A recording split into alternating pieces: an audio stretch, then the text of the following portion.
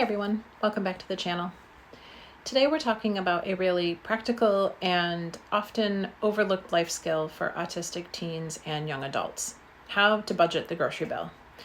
Now, this isn't just about money, it's about building independence, confidence, and executive function all at the same time. We're going to break this down into very small, manageable steps. And remember, progress isn't always linear. Your son or daughter might need to stay on one step for weeks, and that's perfectly okay. The goal here is to practice, be consistent, and have success over time, not perfection right away.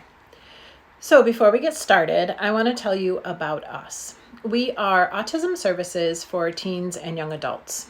We are licensed occupational therapists with extensive training in neurodevelopment and sensory regulation and task analysis. We are obsessed with finding ways to help our clients live as independent as possible. In fact, we were talking about neuroplasticity and executive function before the terms were even popular. So if you find yourself stuck in this process and need professional help, we encourage you to visit our website, which is linked below, and get in touch with us. We would love to help you teach your son or daughter money management or any other life skill. So let's get started with this process. Step 1, you want to start with favorite foods. We begin at the simplest place possible, with foods your child already enjoys. Have your teen or young adult make a list of their favorite foods. This can be anything from breakfast foods, snacks, dinner items, whatever. Anything they naturally gravitate towards. The goal here is to get them engaged and motivated. If they love mac and cheese, that's great. If they prefer fruits or chips or pizza rolls, that's fine too. Once the list is complete, you're going to take that list to the grocery store, which is step 2. Go to the store and gather prices. Now this part's key. We're not buying anything yet. At the store, you're just going to have your child locate each food item on the list and write down the price. If they use a phone, you can enter it in the Notes app, or you can use pen and paper if that's easier. Sometimes I recommend using like a small notebook so it can be reused each time you go shopping. If your child struggles with reading the labels or navigating the aisles, this is a great opportunity to just work on those navigational and visual motor skills. When you're finished, sit down together and calculate the total cost. Don't rush this part. Let your child practice the math, work through it. It's okay to use a calculator. The goal is to just understand the relationship between the items, their price, and the total cost. Step 3 is to choose the right grocery store for shopping. Have a talk about where you want to shop. Don't just always start at the cheapest grocery store. Instead, choose a store that's easy to navigate and not overwhelming. Personally, I like Aldi because it's small and organized and pretty simple. Stores like Safeway, Wegmans, and Albertsons can also work well. They're spacious and well lit and usually not too noisy if you go at the right time.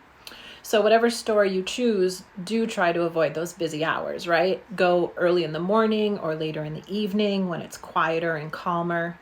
This just makes the experience more positive and reduces that sensory overload. Step 4, you want to practice using cash. When your child is ready to start buying, begin with cash only. And here's why. Using physical money helps the brain make real connections between cost and value. Start off with the exact amount of cash that they need to buy those items on their list. So if their total is $12.50, give them $13. Bring the list of foods and the prices. That'll be their visual guide for the task. They may not need this later on. They may have to use it forever. That's okay. Have them find each item, put it in the cart, and go through the checkout line. You want to stay nearby for support, but let them lead as much as possible. When they've mastered paying with the exact amount, add a little bit of variety. Maybe next time they have $20 and need to figure out how much cash to bring and how much change they should get back, or whether they can afford to add in an extra item. This teaches flexible thinking, which can be hard for many autistic teens, but it's an important step towards independence. So step 5, move toward debit cards. Much more convenient, right? Once cash is comfortable, move on to using a debit card. Show your child how to check their balance online through the banking app before shopping. So if they have $50 in their account and their grocery list totals $42, that's great. That's a success. If they only have $30, help them figure out what items you'll need to remove or swap for something less expensive. This step helps your child learn how to plan, budget, and adjust. These are all executive functioning skills that transfer to everyday life. So step 6 is to adjust for sensory and emotional regulation. Money management and grocery shopping can be overwhelming due to the lights, the sounds, the decisions, all the people everywhere. If the experience feels too stressful, scale it back a little bit. Maybe start with just 3 items from the list instead of the whole list. As their tolerance builds, increase the number of items.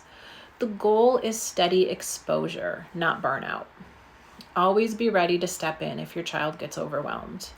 If things start to unravel, it's completely fine to pause, finish the purchase for them, and try again next time.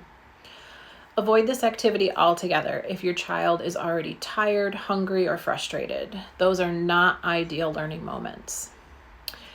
Step 7, reinforce, celebrate, and repeat.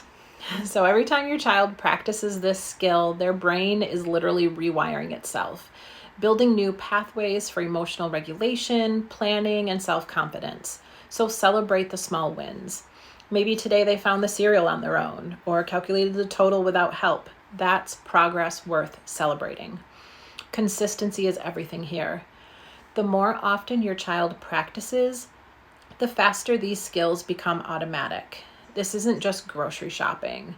It's executive function training disguised as a real-world activity. And the last step is to know when to get help.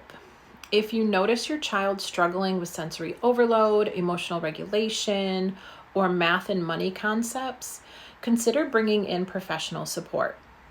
An occupational therapist can help with sensory regulation, task sequencing, and executive function. They can also create customized visual supports or step-by-step systems to match your child's learning style. So to wrap up, start small. Make a favorite food list, find your prices, practice using cash, then move on to cards. Keep it simple, consistent, and positive. With time and patience, your child will build confidence and independence. Thanks for watching. If you found this helpful, don't forget to like and subscribe for more practical tools to support your teen or young adult on their journey to independence. See you next time.